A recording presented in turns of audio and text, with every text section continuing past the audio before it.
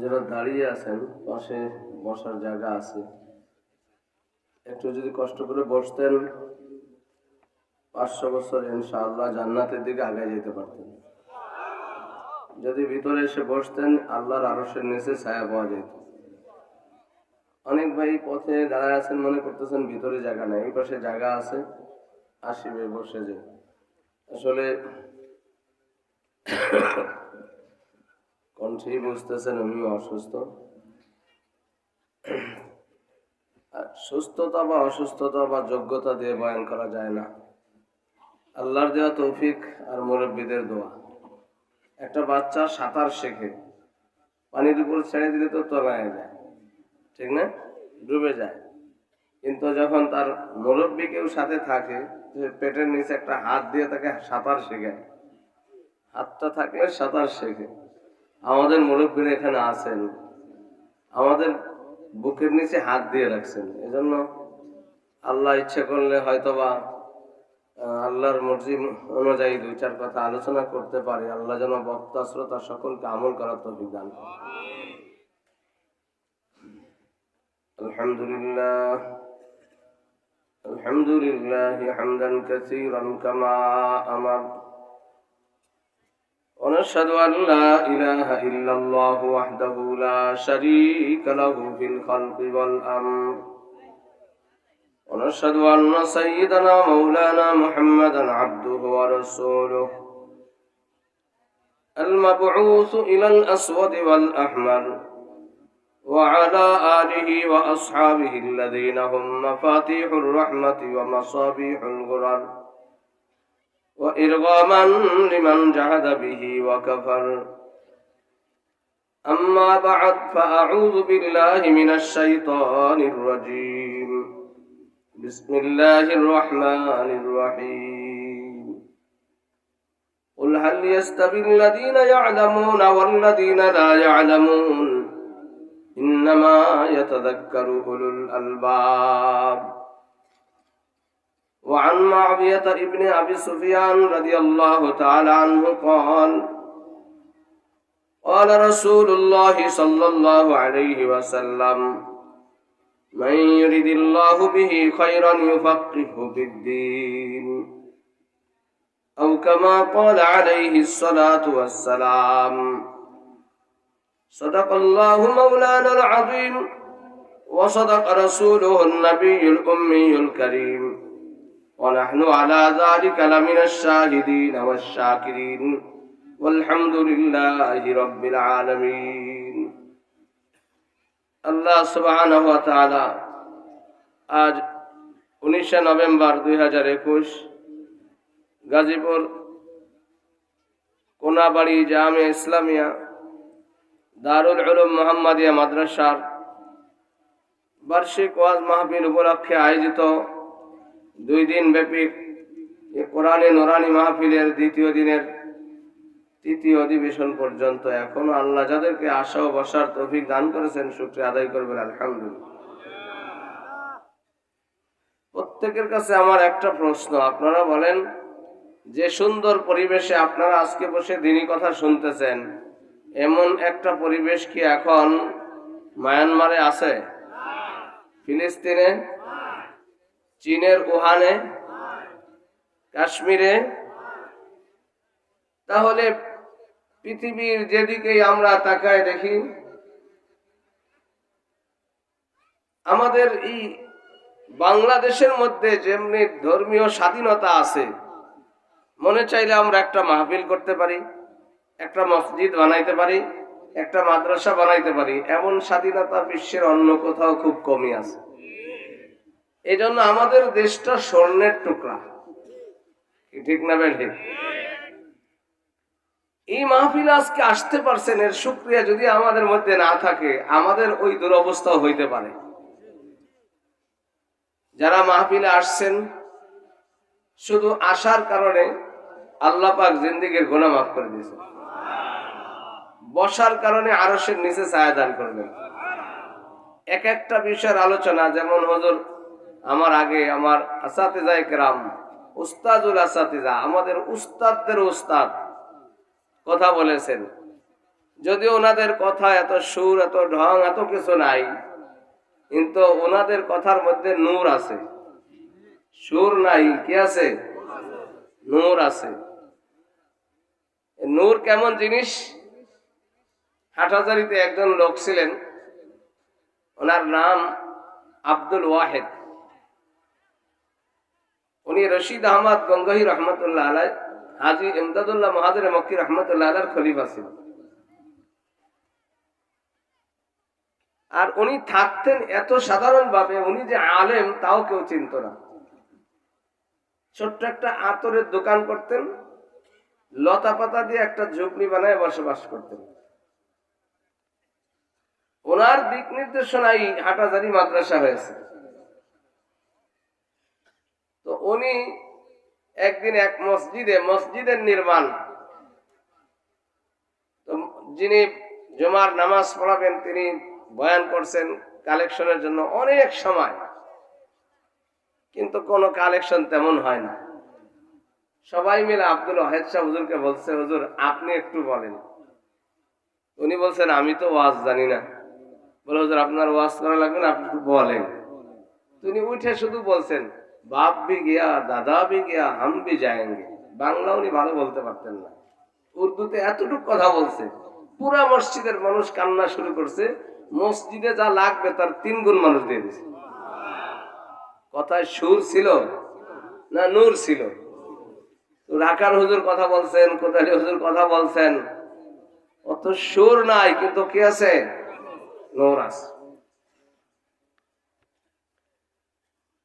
আমাদের এই মাহফিলের মধ্যে যত ইলমি আলোচনা হয়েছে এর ফজিলত কি? আল্লাহর রাসূল সাল্লাল্লাহু আলাইহি সাল্লাম বলতেছেন, আলাইকা আন তাগদু ফাতা'লাম বাবাম মিনাল ইলম খায়রুল লাকা আন তুসাল্লি আলফ রাকাতিন। ইলমের কোন এক অধ্যায়, কোন একটা বিষয় দিনের তুমি শিখে নিলা, 1000 রাকাত নফল নামাজ পড়ার চেয়ে বেশি সওয়াব।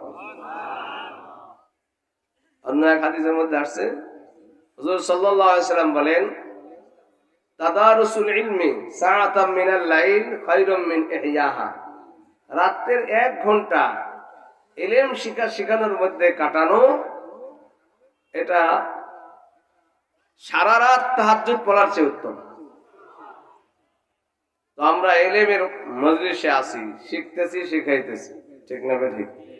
আপনারা সামনে বসেছেন, আমি আপনাদের সামনে বসেছি। এটা আমি আপনাদের চেয়ে বড় আলেম, বড় দামি এই জন্য না, আপনারা কোরআনের ইজ্জতে আমাকে এখানে বসাইছেন।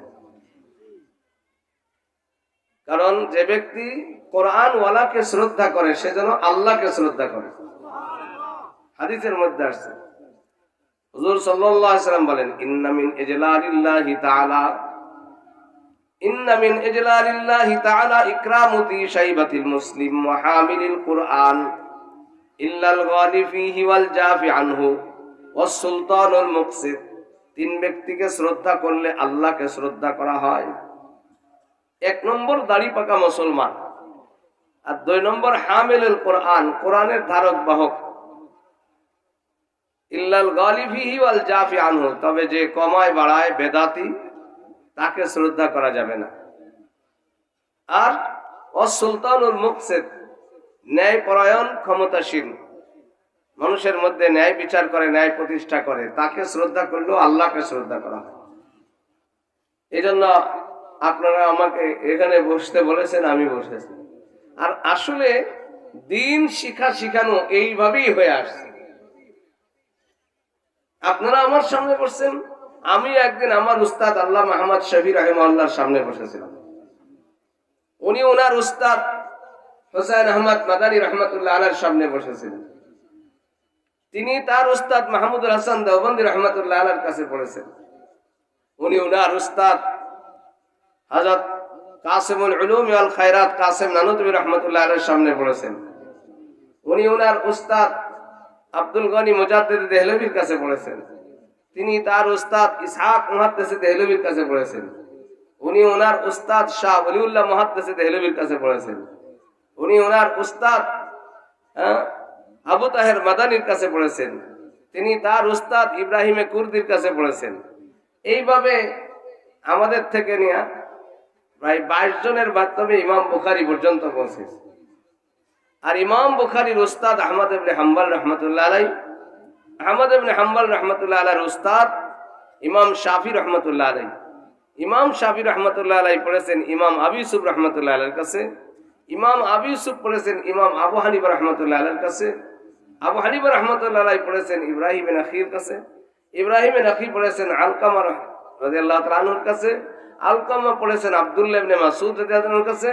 আব্দুল্লাহ ইবনে মাসউদ পড়েছেন মুহাম্মদুর রাসূলুল্লাহর কাছে। আর মুহাম্মদুর রাসূলুল্লাহকে আল্লাহ নিজের বাড়ি ডাইকে নিয়ে সামনাসামনি বসাইছে। এই কারণে এই ইলম আসতে হলে শুধু দূরে দাঁড়ায় আওয়াজ শুনলে এতে ওয়াজের ফায়দা হয় না। এই ইলমের জন্য আগে সহবত শর্ত। আগে কি শর্ত? সঙ্গী হইতে হবে। এই জন্য রাসূলের সাহাবায়ে কেরাম আগে সাহাবী হয়েছে। সাহাবী না হওয়া পর্যন্ত দিন শিখলে সেই দিন ভেজাল করবে, ফিতনা সৃষ্টি করবে। যার ইলমের মধ্যে সহবত নাই, আল্লাহ ওয়ালা এই জন্য বলছে আল ইলমু মিনাদ দ্বীন ফানজুরু আম্মান তাখুযুনা দীনাকুম। ইলম দ্বীনের এক বিশাল অংশ। আর তুমি কার থেকে দ্বীন গ্রহণ করবা তাকে আগে যাচাই বাছাই করতে হবে। যার তার কাছ থেকে দ্বীন শিক্ষা করা যাবে না। আমি কার থেকে দ্বীন গ্রহণ করব? তো দ্বীন আমাদের, আমরা যেমন একটা সনদ যে বলি আমাদের কাছে কিছুই নাই, কিন্তু আমাদের একটা তার আছে, একটা সংযোগ আছে, যে এই সংযোগটা আল্লাহ পর্যন্ত পৌঁছেছে। এই সংযোগের মাধ্যমে আসছে। আজ এই দুনিয়াতে এক শ্রেণীর মানুষ আছে যারা ইলম শিখতে চায় কিন্তু উস্তাদ মানতে রাজি না, দ্বীন বুঝতে চায় কিন্তু সহবত গ্রহণ করতে রাজি না। আছে কিনা?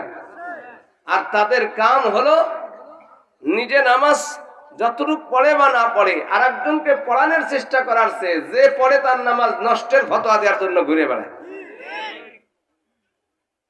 এই জন্য আমাদের ওই নারায়ণগঞ্জ আমার সাথে 10 দিন সময় লাগাইছিল।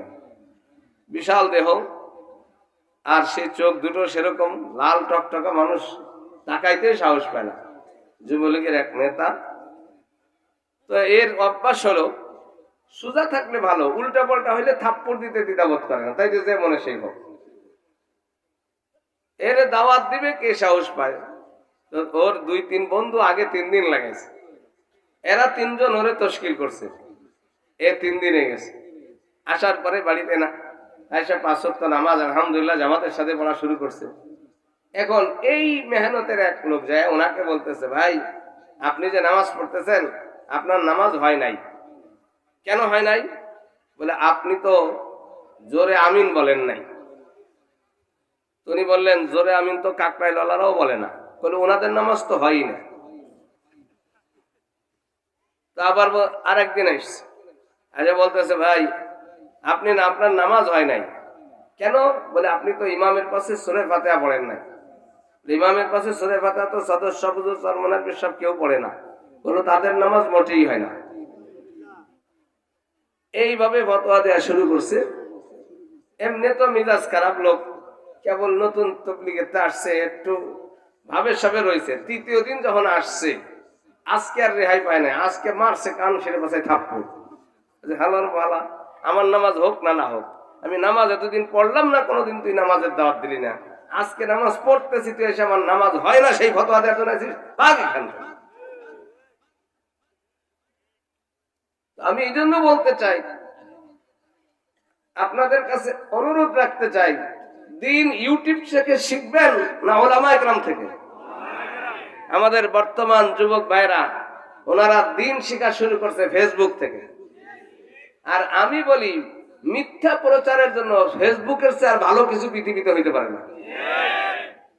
কয়েকদিন আগে দেখলাম ফেসবুকে দিছে, এই জো বাইডেন, মোদি, অং সান সুচি আর এরকম কয়েকজন মিলে নাচতেছে আর গাইতেছে, বাবা তোমার দরবারে সব পাগলের মেলা।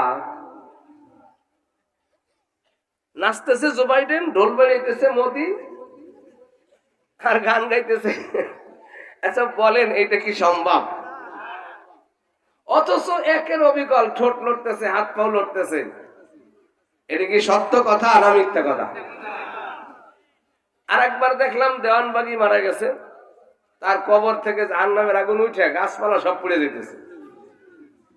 জাহান্নামের এক ফোঁটা আগুন যদি পৃথিবীতে প্রকাশ হইতো, এই পৃথিবী থাকতো? এই জন্য আমি বলি, এই ফেসবুক মিথ্যা প্রচারের জন্য সবচেয়ে উত্তম পন্থা। এখন দিন গ্রহণ করব কি ফেসবুক থেকে, না আপনি যে এলাকায় থাকেন সে এলাকার মুতাবার আলেম থেকে আপনি দিন গ্রহণ করবেন, আলেমদের থেকে। আমি দিন শিখবো।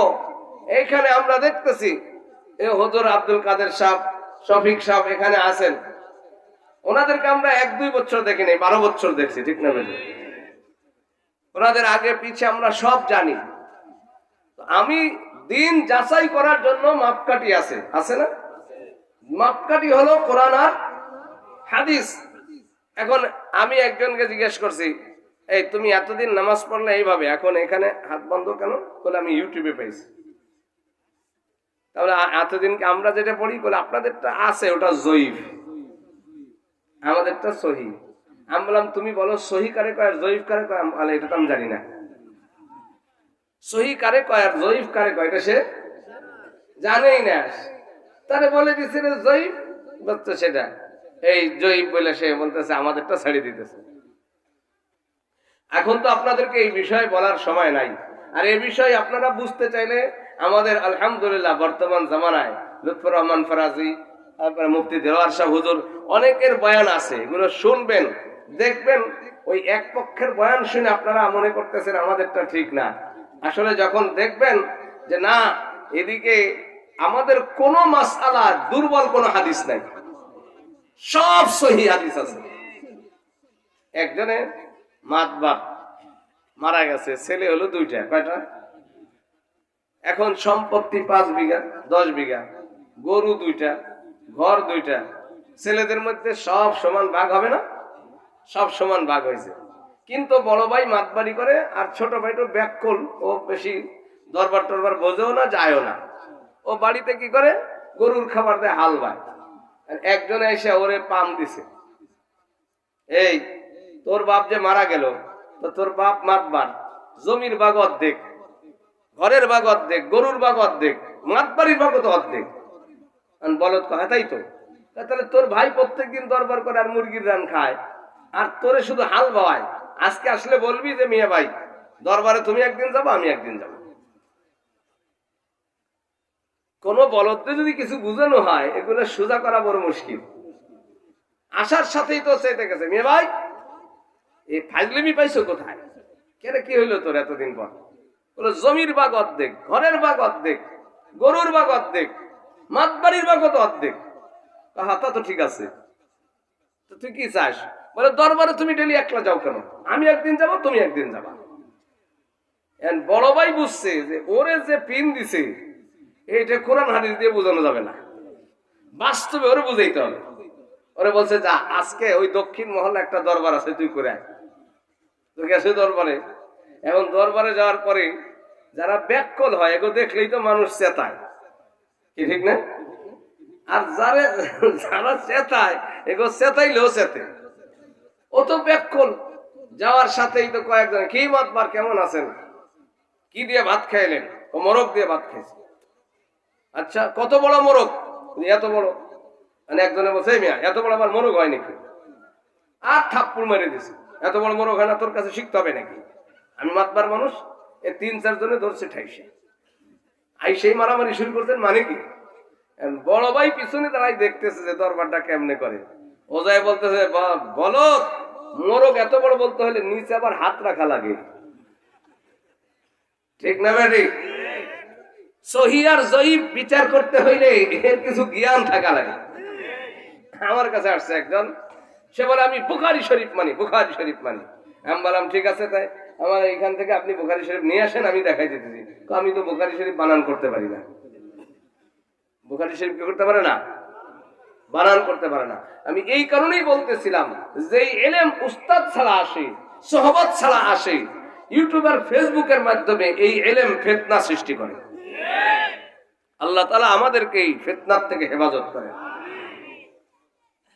আল্লাহর নবী নিজে বলে গেছেন, মাই ইয়াইশ মিনকুম মিন বাদি ফাসাতারা ইখতিলাফান কাসীরা, তোমরা আমার পরে যারা জীবিত থাকবা অনেক মতপার্থক্য, অনেক মতবিরোধ দেখবা,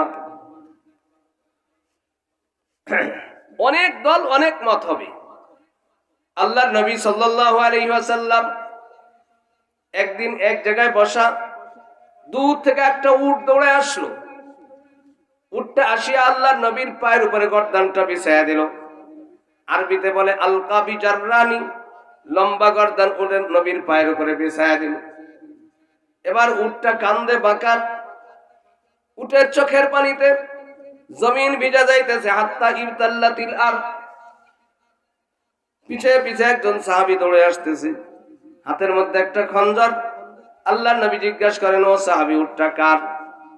নবী বলেন, উটটা তো আমার। আল্লাহ নবী বলেন, তোমার উট তোমার বিরুদ্ধে বিচার দিয়েছে। আল্লাহ নবী বলেন, সাহাবী বলেন, হুজুর কি বিচার দিল? নবী আমার বলেন, তোমার উট বিচার দিয়েছে। তোমার এই উটের যখন যৌবনকাল ছিল, তোমাকে মাইলকে মাইল পিঠে করে সফর করেছে, টনকে টন পানি কূপ থেকে উঠায় খাওয়াইলো, আজ বিরুদ্ধ হয়ে গেছে, তুমি তারে জবাই করতে চাও। সাহাবী বলেন, জি হুজুর, আমি তো জবাই করার জন্য ওকে তালাশ করতেছি। আল্লাহর নবী বলেন, তোমার উটটা আমাকে হাদিয়া দিয়া দাও। আল্লাহর নবী সাল্লাল্লাহু আলাইহি ওয়াসাল্লাম বলার সাথে সাথে সাহাবী বলেন, ফিদাকা আবি ওয়া উম্মি, আমার মা বাপ কুরবান হোক, হুজুর উট আপনাকে হাদিয়া দিয়ে দিলাম। আল্লাহর নবী বলেন, যা উট তুই চলে যা, আজকের থেকে তুই চিরস্বাধীন। আর তোর গলার মধ্যে কেউ রশি লাগাবে না, গালের মধ্যে কেউ লাগাম পরাবে না, বুকে আর কেউ খঞ্জর মারবে না। যেদিন খোদায় তোরে মউত দেয় সেদিন মউত হবে। উটটা দাঁড়ায় রগা রগওয়াতান একটা ডাক দিল। ফাকালা রাসূলুল্লাহ সাল্লাল্লাহু আলাইহি ওয়াসাল্লাম আমিন। আল্লাহর নবী বললেন আমিন। সুম্মা রগা রগওয়াতাস সানিয়া ফাকালা রাসূলুল্লাহ আমিন। সুম্মা রগা রগওয়াতাস সালিসা ফাকালা রাসূলুল্লাহ আমিন। সুম্মা রগা রগওয়াতান ফাবাকা আলাইহি রাসূলুল্লাহ সাল্লাল্লাহু আলাইহি ওয়াসাল্লাম। উঠতে দাঁড়ায় উঠে একটা ডাক দেয়, আর আল্লাহর নবী বলেন আমিন। দ্বিতীয় ডাক দেওয়ার পরে রাসূল বলেন আমিন। তৃতীয় ডাক দেওয়ার পরে রাসূল বলেন আমিন। চতুর্থ ডাক দেওয়ার পরে আল্লাহর নবী কাঁদতেছিলেন। সাহাবায়ে কেরাম বললেন, ইয়া রাসূলুল্লাহ, কি চক্কর চলতেছে, কিছুই তো বুঝতেছি না। উঠে কি বলে আর আপনি কিসের উপরে আমিন বলেন? আল্লাহর নবী বলতেছেন, উট প্রথমে দাঁড়ায় আমাকে দোয়া দিল, ইয়া রাসূলুল্লাহ, আপনি যেমন আজকে আমাকে চিন্তা মুক্ত করলেন, আল্লাহ যেন হাসরের ময়দানে আপনাকে পেরেশানি মুক্ত করে। আমি বললাম আমিন। দ্বিতীয় দোয়া দিলেন নবী, আপনার উম্মত যেন কোন জালেম শাসক সমূলে ধ্বংস করতে না পারে। আমি বললাম আমিন। তৃতীয় দোয়া দিল, আপনার উম্মত যেন দুর্ভিক্ষের কারণে একবারে সবাই মারা না যায়। আমি বললাম আমিন। চতুর্থ দোয়া দিল, আপনার উম্মতের মধ্যে যেন দলমত সৃষ্টি না হয়। আমি তখন কাঁদতেছিলাম, কারণ আল্লাহ আমাকে জানায় দিয়েছেন আমার উম্মত ৭৩ দলে বিভক্ত হয়ে যাবে। কুল্লুহুম ফিন্নার, সব জাহান্নামে যাবে, ইল্লা ওয়াহিদা, একমাত্র এক দল জান্নাতে যাবে। সাহাবায়ে কেরাম বললেন, হুজুর কোন দল জান্নাতে যাবে?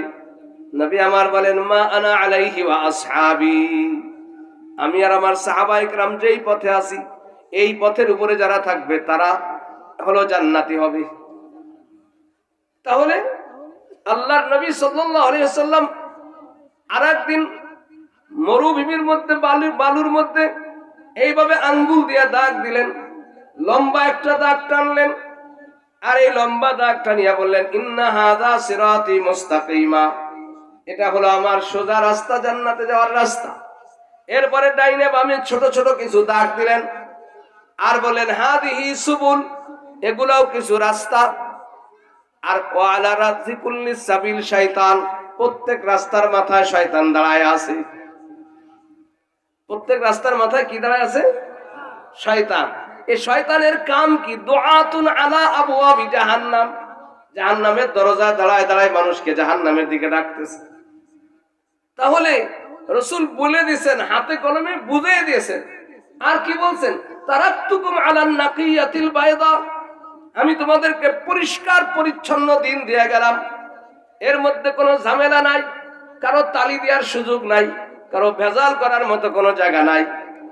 আমার পরিষ্কার পরিচ্ছন্ন দিন, কোরআন আর হাদিস তোমাদেরকে রেখে গেলাম, এগুলোর উপরে তোমরা যদি আমল করে চলো, ইনশাআল্লাহ সিরাতে মুস্তাকিমের উপরে তোমরা থাকতে পারবা। তাহলে এবার আপনারা বলেন, এই যে আমাদের দেশে বিভিন্ন কায়দায় মানুষ দিনের দিকে ডাকতেছে, ঠিক না বেটি? একদল বলতেছে নামাজই লাগবে না, আছে কিনা? তারা বলে নামাজ দিলে দিলে কায়েম করলে হয়। আপনারা বলেন নামাজ কায়েম করা আর পড়া দুইটার মধ্যে কি পার্থক্য? পার্থক্য আসেনি?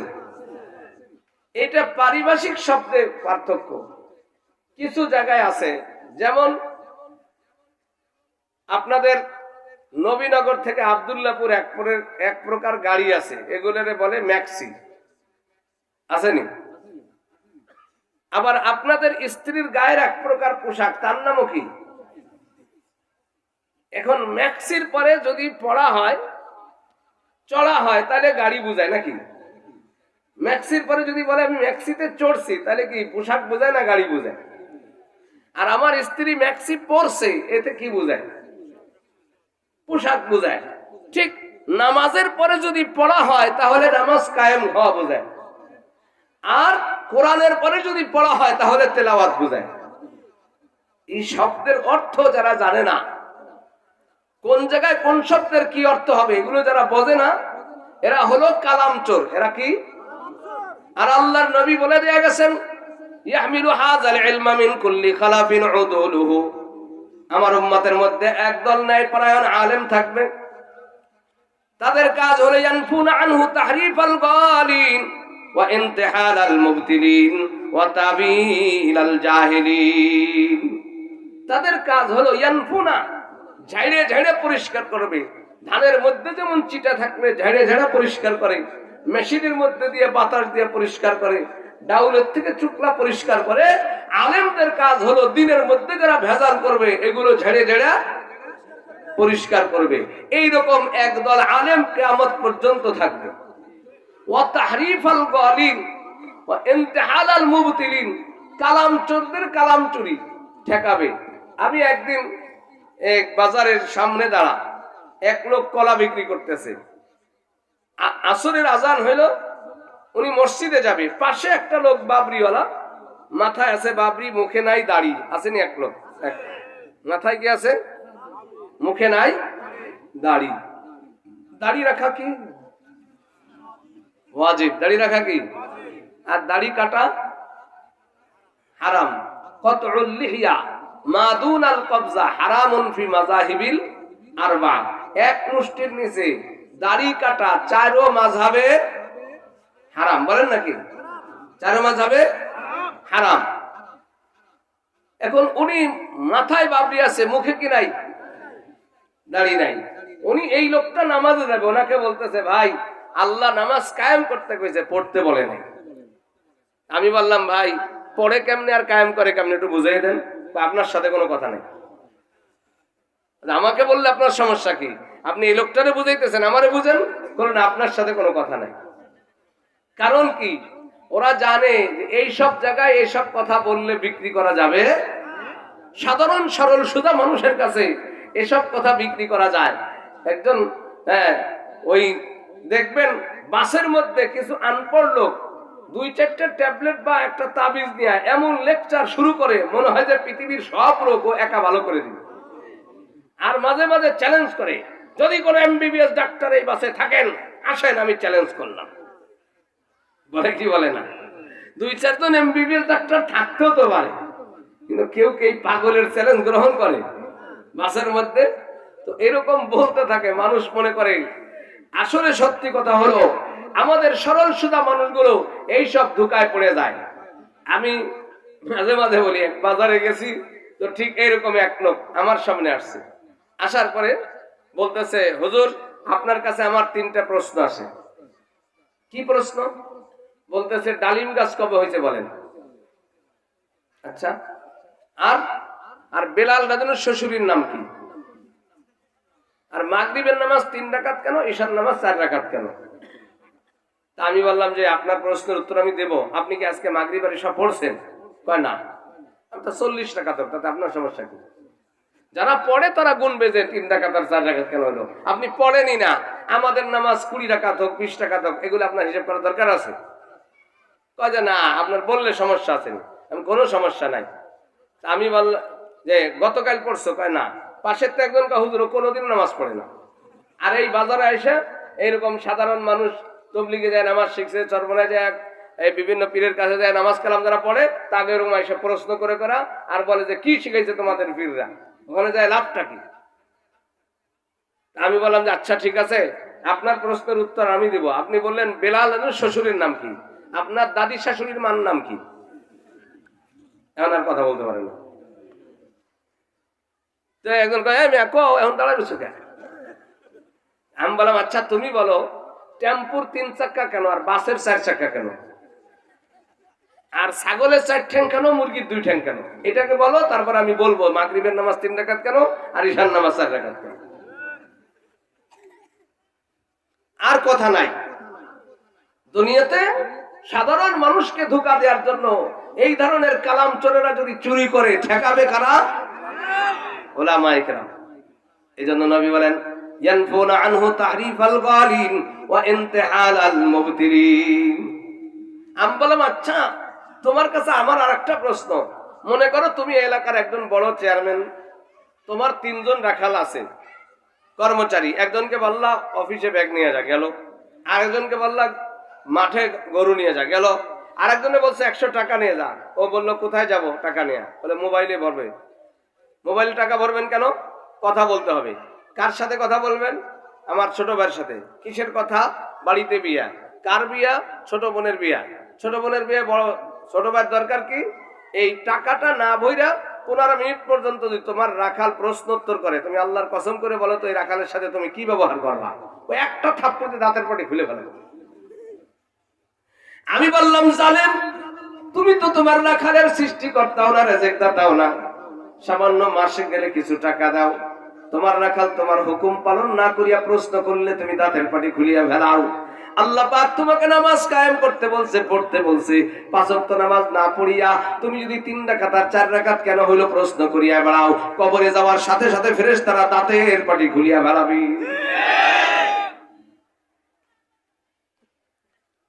এজন্য এলেমের দরকার কি? এলেম না থাকলে মানুষকে কিভাবে ধোঁকা দেয়। সেদিন এক জায়গায় গেলাম, এক লোক বলতেছে যে কোরআন শরীফ যেটা আমাদের কাছে আছে এটা জাল কোরআন। দলিল হলো জালিকাল কিতাব। দলিল কি? জালিকাল কিতাব, এই কিতাব জাল। দলিল দিতেছে। তো আমি ওনারে বললাম ভাই কোরআন শরীফ কি বাংলায় লেখা না আরবিতে? আরবিতে। তা আরবিতে কি জাল আছে নি কোনো জায়গায়? হ্যাঁ, কয় না। আপনি জালিকাল কিতাব মানে এই কিতাব জাল, এটা কোথায় পেয়েছেন? এদিকে আসেন। আপনি কোন জায়গার মুরিদ? উনি এক জায়গার নাম বললো, আমি নাম বলবো না, কেউ আবার ওই জায়গার মুরিদ থাকতে পারে। তো আমি বললাম যে আচ্ছা আপনি যে জায়গার মুরিদ, আপনি এই যে পাবলিককে বুঝাইতেছেন, আপনার কাছে জিজ্ঞাসা, আপনারা আজকে দেখলাম এই মহিলাদেরকে নিয়ে একসাথে গান বাজনা করছেন এবং সাথে সাথে আপনাদের মহিলারা হাতে পায়ে তেল ঘষছে, ঠিক নেই? পাশের থেকে কয় জি হুজুর, কয়েকজনে ওনার হাতে পায়ে তেল ঘষছে। আপনি আজকে এই ফতোয়াটা দেন, আর একজনের বউ দিয়ে আপনার পায়ে তেল ঘষানো হালাল না হারাম? আপনারা কি বলেন? উনি বললেন যে আমার একটু সময় দিতে হবে। এখন আর উত্তর দিতে পারছে না। আমি বললাম আপনি বলেন, আপনার পীরের দরবারের বয়স হলো 408 বছর।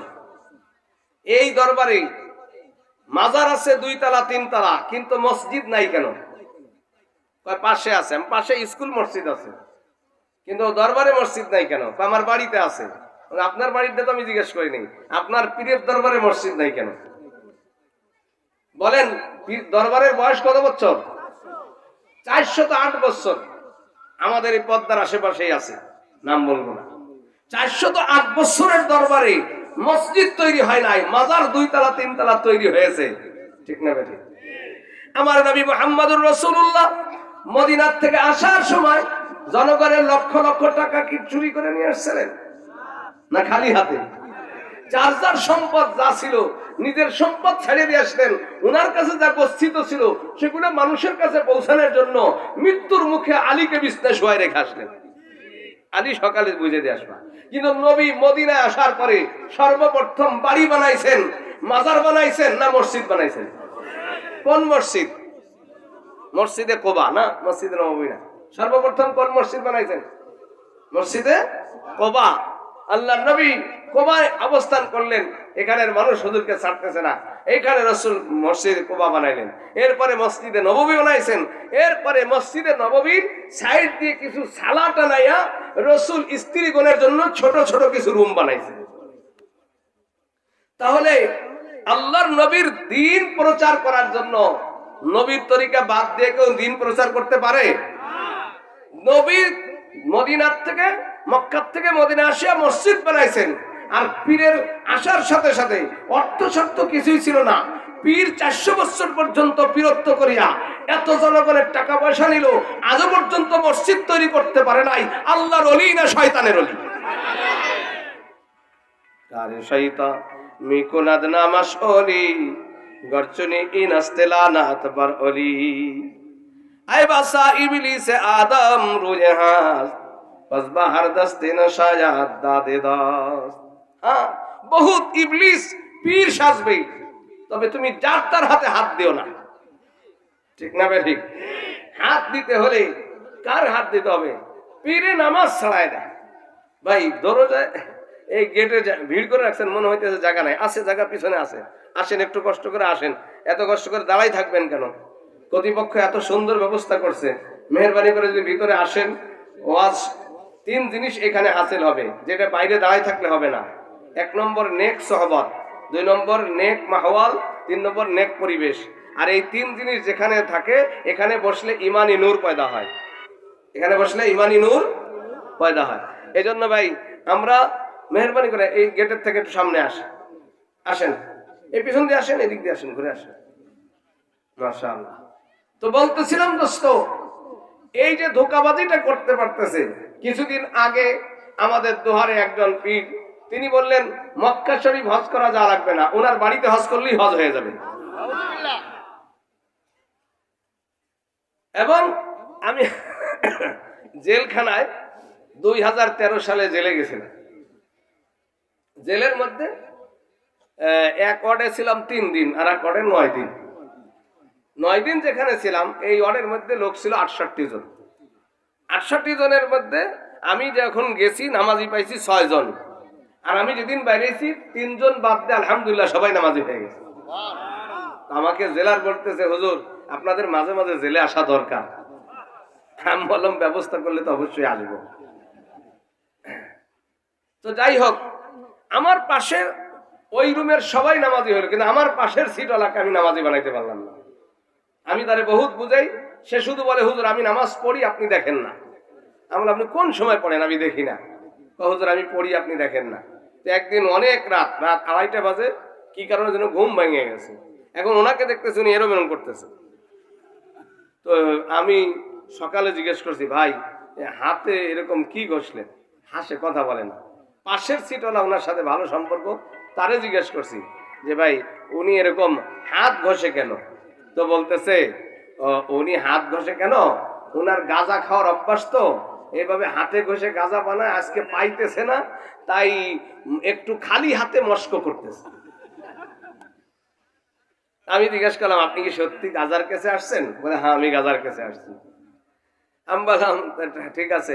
পরের দিন আসরের নামাজে আমি একটু পিছিয়ে পড়ে গেছি, কারণ ওই জেলের মধ্যে তো একটা ওয়ার্ডে একটাই বাথরুম থাকে, প্রস্রাব পায়খানা সবার জন্য একটাই, তাও দরজা আবার অর্ধেক খোলা থাকে, ফুল দরজা নাই কোনো বাথরুমে জেলখানা।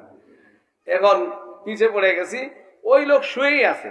আমি আসছি, উঠে আসার পরে আমি ওনার পাও ধরছি, এভাবে ওঠেন ভাই নামাজটা পড়েন। উনি কম্বল মুড়ি দিয়ে বসলো, উঠে আমি মনে করছি যাক আল্লাহ আজকে হয়তো হেদায়েত দিয়েছে, নামাজটা পড়বে। আমি দেখলাম বসলো, কম্বল মুড়ি দিয়ে বসাই আছে। আমি নামাজে দাঁড়ালাম, নামাজে দাঁড়াইলে নিচের দিক তাকাইলেও তো কিছু দূর দেখা যায়, জানা? এটাকে শোয়ায়ে বাসারি বলে। চোখের আলোর মধ্যে কতখানি না দেখতে চাইলেও দেখা যায়। তা আমি দেখলাম যে উনি আমার পাশে বসা, কম্বল মুড়ি দিয়ে এমন 3টে ঝাঁকি দিল। আমি বলছি ভাই উঠলেন কষ্ট করে নামাজটা পড়েন। পড়ছি হুজুর, আপনি দেখেন নাই। আমি কই, আমি তো দেখলাম এমন 3টে ঝাঁকি দিলেন, কত হয়ে গেছে। বাড়ি কায়দার নামাজ, ওযু নাই, গোসল নাই, কোনো কিছু নাই, আপনি কম্বল মুড়ি দিয়ে জায়গায় বসে 3টে ঝাঁকি দিলেন, নামাজ হয়ে গেল। হুজুর আগে আপনাদের মতো ওযু গোসল করে নামাজ পড়ছি, কিন্তু আমি যখন হঠাৎ বাজারের ফটিক ফকিরের কাছে মুরিদ হয়েছি, উনি আমাকে যে সবক দিছে, আমি পাগল হইয়া হাঁটতে হাঁটতে আজমির শরীফ চলে গেছে। এরপরে এখন আমি যে সম্পদ অর্জন করছি এটা বুঝবেন না।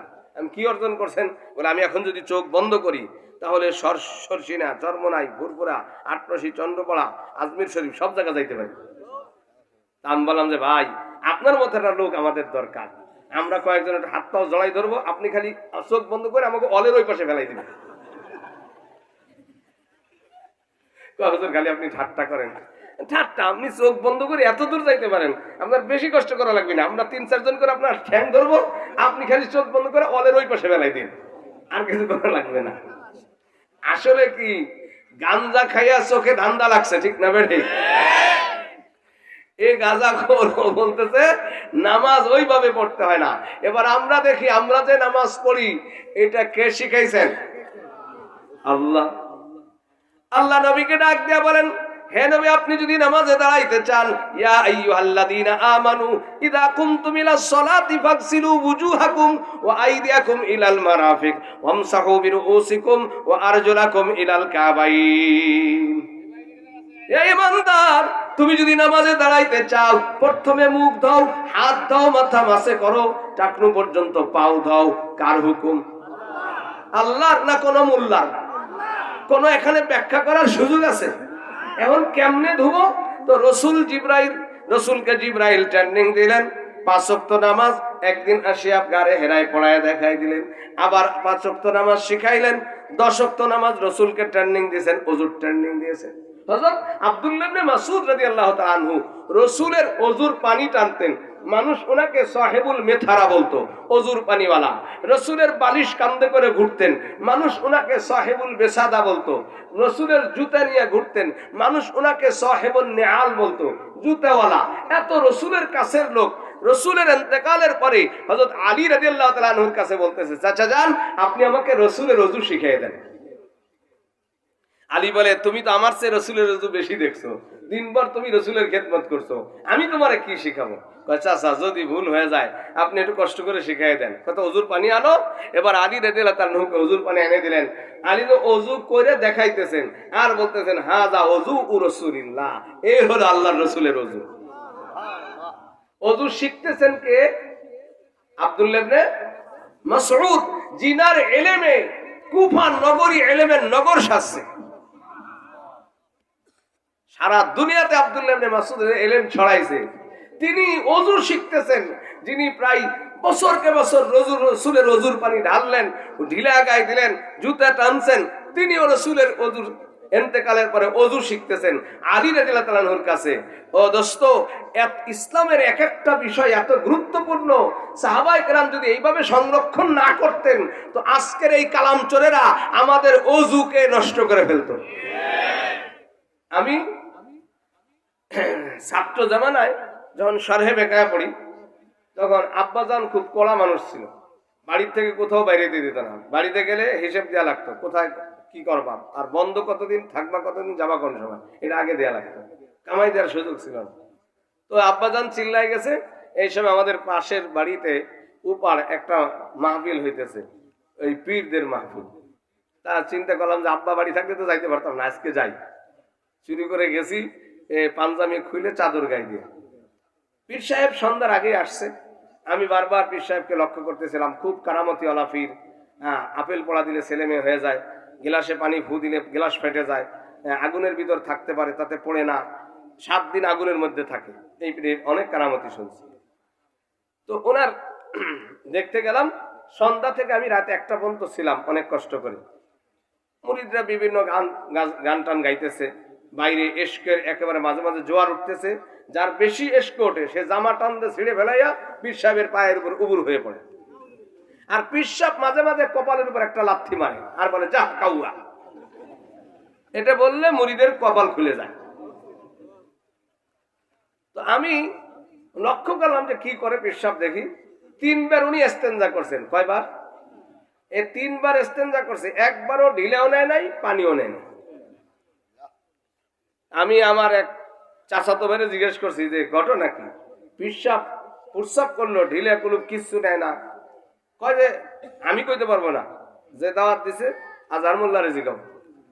আমি তার কাছে গেছি, মেয়ে ভাই আপনার পিশাব পানি নিল না, ঢিলে নিল না, কতবারে যে আসতে পেরেছি কিনা। আমি আসছি, দোষ অপরাধ হয়েছে নাকি? আসো তো মানুষের ভুল ধরার জন্য। হ্যাঁ, পিশাবের সাথে পারলে পিশাবের কাছে যাই জিজ্ঞেস করো, সাহস যদি থাকে। তা আমরা তো পোলাপান মানুষ, পোলাপানকে সাপ ধরতে দিলেও ধরে ফেলায়, ঠিক না? অত ভয় পিশাবের আমার নাই।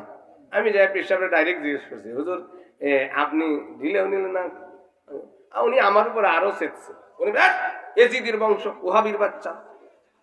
আমি বললাম যে আমরা বংশে মুন্সি, এজিদির বংশ কেন? কয় জানিস না তোরা এজিদের বংশ? আমার নবী নাতিন হুসাইন রাদিয়াল্লাহু তাআলা আনহু কারবালার ময়দানে শহীদ হয়েছে। উনি পানি পায় নাই, এই কারণে আমরা পানি এই সব জায়গায় লাগাই না। আপনারা কি বুঝছেন নি? এই যে এগুলো হলো কালাম চোর। এগুলা কি চোর? কালাম চোর। এজন্য আল্লাহর নবী বলেন একদল আলেম থাকবে, তাদের ডিউটি হলো ইয়ানফুনা আনহু তাহরিফাল গালিন ওয়া ইনতিহালাল মুবতিলিন ওয়া তাবিলাল জাহিলিন। এই মূর্খদের অপব্যাখ্যা এগুলো ধরে দিবে কারা? উলামায়ে কেরাম। আমি এই জন্য বলি আপনাদেরকে, দ্বীনের কোনো কাজ যদি কেউ করতে চায়, পীরগিরি করুক, তাবলীগ করুক, আর মাদ্রাসা করুক, মসজিদ করুক, আলেম ছাড়া যদি করতে যায়, সেই কাজের মধ্যে ফিতনা আসবে। কারণ কি? বাজারে মাল আপনি উঠাইতে পারেন, যে কোনো মাল সরকারি কোন দেশে বিক্রি করতে হলে প্রত্যেক দেশে মার্কেটিং অফিসার আছে এবং বিএসটিআই একটা সংগঠন আছে। এই বিএসটিআই এর অনুমোদন ছাড়া আপনি কোনো মাল বাজারজাত করলে আপনার নামে মামলা হবে, কোম্পানি বাজেয়াপ্ত হবে, ঠিক না বেঠিক? মাল প্রস্তুত করছেন আপনি, ঠিক আছে, কিন্তু বিএসটিআই এর অনুমোদন না থাকার কারণে বৈধ মাল যেমন অবৈধ হয়ে যায়, ঠিক তেমনি ভাবে দিনের কাম করতে যায় যদি আলেম ওলামার মতামত বাদ দিয়ে নিজ মতে কেউ দিনের কাম করতে চায়, এটাও অবৈধ হয়ে যায়।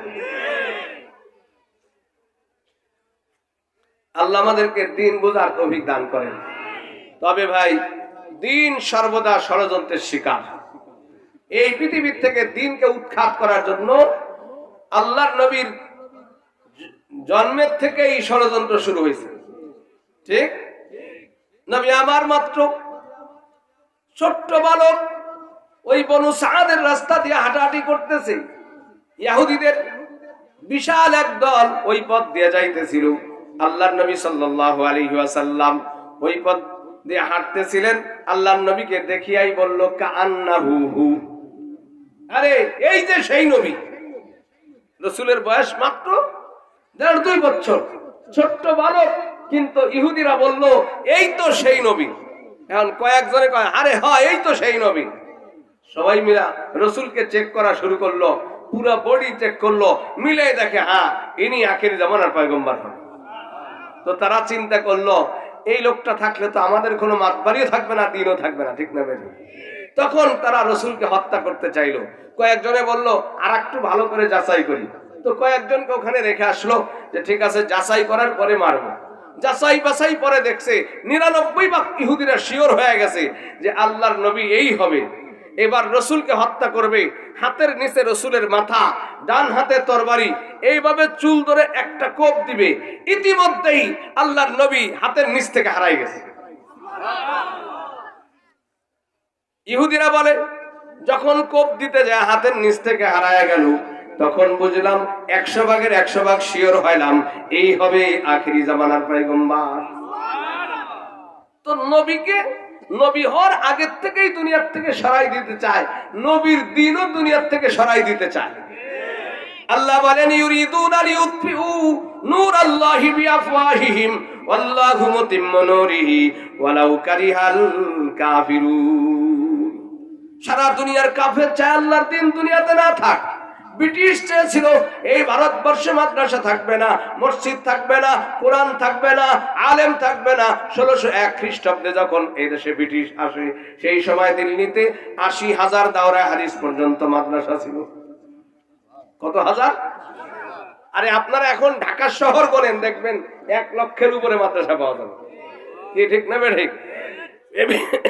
কোন বিল্ডিং এ 2টা মাদ্রাসা আছে, এক বিল্ডিং এ 2টা মাদ্রাসা আছে। ওই সময় এমন মাদ্রাসা ছিল। আর ইলমের চর্চা মুসলমানের কেমন ছিল যে মুসলমানের হাফেজে কোরআন হওয়ার জন্য হেফজখানা লাগতো না। প্রত্যেক মায়েরাই তাদের ঘরের থেকে বাচ্চাদেরকে হাফেজে কোরআন বানাইতো। রুটি বানাইতে বানাইতে ছেলেদেরকে হাফেজে কোরআন বানাইতো। বাপ ঘরের ভিতর থেকে নাহাবেমির মিজান হেদায়েতুন পড়াই দিত। এইরকম ছিল ইলমের চর্চা। কিন্তু এই ব্রিটিশ দেখলো যে এরা যেই ইলমে শিক্ষিত, এই ইলম বন্ধ না করতে পারলে এদেশ থেকে ইসলাম খতম করা যাবে না। তাই তারা সর্বপ্রথম আমাদের বাংলাদেশের 1/3 জমি ছিল মাদ্রাসার নামে। এই সব জমি ব্রিটিশ জবরদখল করলো মাদ্রাসাওয়ালাদেরকে বেতন দিবে এই বলে, কিন্তু শেষ পর্যন্ত বেতন তো দেয় নাই। আস্তে আস্তে মাদ্রাসা বন্ধ হয়ে গেল। এবার ছাত্র নাই, উস্তাদ নাই, আলেম ওলামা অসহায়। এবার আলেমদেরকে হত্যা শুরু করলো। এক সামরিক যুদ্ধে অংশগ্রহণ করার কারণে 40,000 আলেমকে আগুনে পোড়ায় হত্যা করছে। কয় হাজার? 10,000 আলেমকে তেলের মধ্যে ভুনা করা হয়েছে। কলকাতার ভিক্টোরিয়া পার্ক থেকে নিয়ে দিল্লির জামে মসজিদ পর্যন্ত এমন কোন গাছ ছিল না যেই গাছে মুসলমানের কল্লা ঝোলে নাই। এই পরিস্থিতি ছিল। এবং শেষ পর্যন্ত তারা যখন হিন্দু বৌদ্ধ খ্রিস্টান সকলের ঐক্যবদ্ধ আন্দোলনে ব্রিটিশ দাঁড়াইতে পারল না, 47 সালে এদেশ থেকে বিদায় নেয়, সেদিন মাদ্রাসা ছিল না। একটাই মাত্র মাদ্রাসা, দারুল উলুম দেওবন্দ। এই মাদ্রাসা তো আলেম ওলামা হত্যা শুরু করলো। কোরআন শরীফ মসজিদে যাতে পড়াইতে না পারে। অদস্ত কেমন মুসলমানের 100 বছর পর্যন্ত কোনো শিক্ষা প্রতিষ্ঠান ছিল না। তাদের স্কুল কলেজে মুসলমানরা যাইতো না। মুসলমানের মাদ্রাসা বন্ধ, মক্তব বন্ধ। কোরআন শরীফ গুলো মসজিদ থেকে চুরি করিয়া নিয়া সিআইডিরা গোপনে নিয়া পড়াই ফেলাইতে আরম্ভ করলো। মুসলমান কেমনে কোরআন শরীফ পড়বে? এবার ছাপাখানা বন্ধ করে দিল। সিআইডিরা গোপনে তালাশ শুরু করলো। মুসলমান গোপনে কোরআন শরীফ কেউ লেখেনি বা ছাপায়নি। একদিন বিকাল বেলা খুঁজতেছে, একটা বাড়ির মধ্যে বাচ্চা জন্ম নেওয়ার প্রস্তুতি চলতেছে। ওই বাড়ির পিছন দিয়ে আসতেছিল সিআইডিরা। বাচ্চা জন্ম নিল, মায়ের রক্ত মাটির ড বায়ে বায়ে পড়তেছিল। আর এই বাচ্চা মায়ের পেট থেকে বের হওয়ার সাথে সাথে পড়া শুরু করলো, আউযু বিল্লাহি মিনাশ শাইতানির রাজীম, বিসমিল্লাহির রহমানির রহিম, আলহামদুলিল্লাহি রাব্বিল আলামিন, আর রহমানির রহিম। ইংরেজের সিআইডিরা চমকে গেল। এ কি পড়ে কে? একটা বাচ্চারে ডাক দিল, ঘরের মধ্যে কোরআন পড়ে কে? কচি বাচ্চা মনে হয়, বলে যে বাচ্চা এখন জন্ম নিছে সেই পড়তেছে। এ বাচ্চার পড়া শুনে অবাক হয়ে দাঁড়ায় গেল। আলহামদু শেষ করে আবার পড়ে বিসমিল্লাহির রহমানির রহিম, আলিফ লাম মিম, যালিকাল কিতাবু লা রাইবা ফি, হুদাল লিল মুত্তাকিন। এ পড়া শেষ হয়ে যায়। কোরআনের মজায় ইংরেজের সিআইডিরা টেরও পাইতেছে না সময় কোন দিক দিয়ে যায়।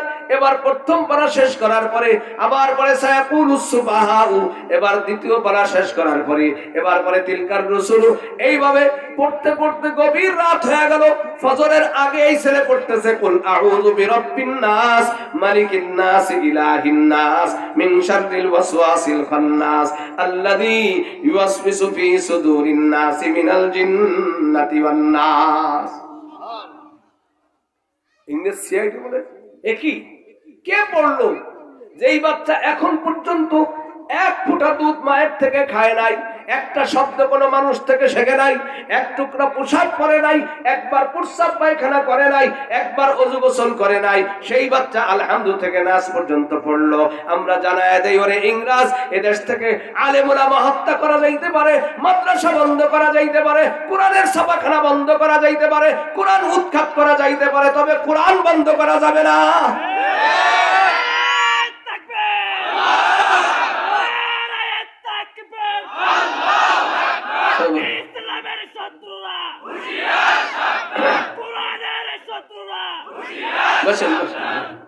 তো বলতেছিলাম দোস্ত, কোরআন বন্ধ করা যাবে না, ইংরেজ এটা বুঝছে। এই জন্য আল্লাহ পাকের কোরআন আল্লাহ নিজে ওয়াদা করেছেন, ইন্না নাহনু নাযালনা যিকরা ওয়া ইন্না লাহু লাহাফিজুন। কোরআন কে নাজিল করেছেন? সংরক্ষণ কে করবেন? আমি যদি কোরআনের কাছে ব্যবহার হই সেটা আমার ভাগ্যের ব্যাপার। এদের শুনে এলেন মহতামিম সাহেব, মরার আগে অলংকার বিক্রি করে কোথায় পাঠায়? মাদ্রাসায় পাঠায়। অলংকার আলা তো বহুত আছে, ঠিক না বেরি? সৌদিতে গেছি, আমার এক ছাত্র ভাই, সে বিয়ে করছে, 170 ভরি স্বর্ণ, তারপরেও প্রত্যেক সপ্তাহে ওর স্বর্ণ কিনে দিতে হয়। কত ভরি? 170 ভরি।